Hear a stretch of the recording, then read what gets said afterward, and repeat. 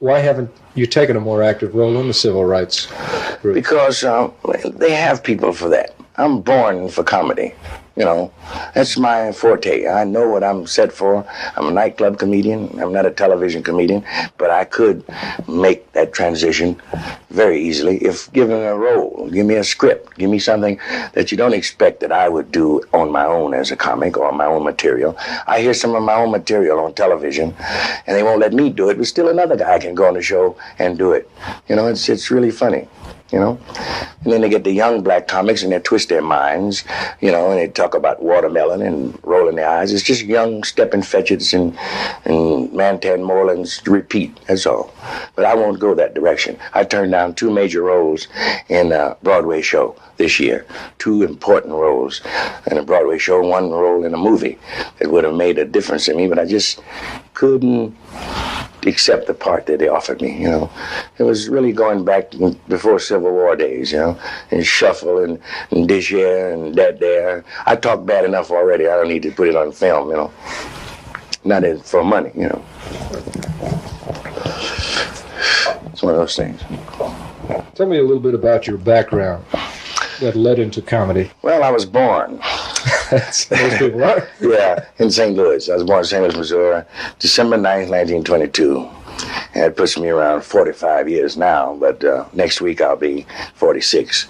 And I spent 31 years of my life in this business, so the amount of years that I spent in it, you can realize that I didn't have too much time for schooling because it was during Depression and we needed money, so I didn't have time to get a full education, but I read as much as I could since that I left school.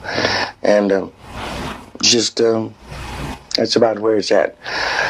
No education, but determination and a lot of self-teaching, you know, and I try to be a good human being and represent my people best I can, you know, gentleman without the scholar.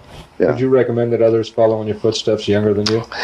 If a guy has a attitude to really stick with it, stick to it-ness, I think you call it, just stick with it, it could be successful. But it's much better now if you can find something else to do it. You know, get into electronics. There's a lot of youngsters. Everybody can't be a comedian.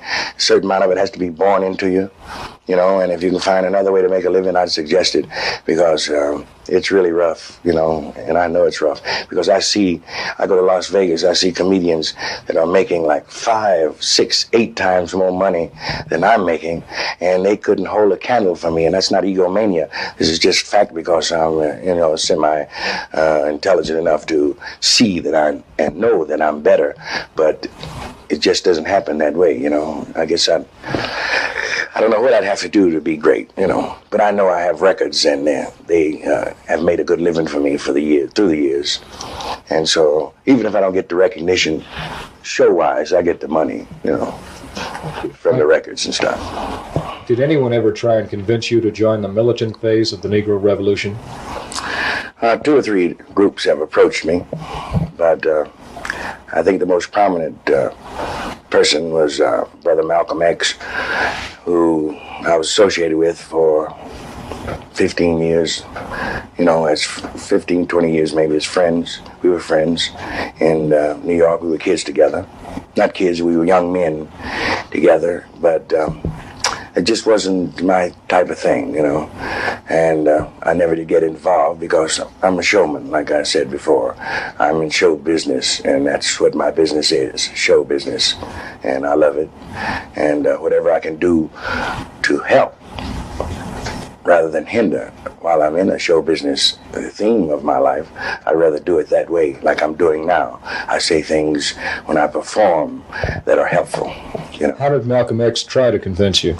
Just by trying to show me that this was the direction to head in, and I should be involved, and he was involved. We'd always been friends. Matter of fact, when we were young men, it was very hard to tell us apart. We were almost like identical people at that time. You know, we looked alike. Separation was in his book. The only way they could really tell us apart, they called him Detroit Red and called me Chicago Red. You know, but that was when you're young and with no future and nothing in view. So I went along with a few things, but now that I'm in the business like I am,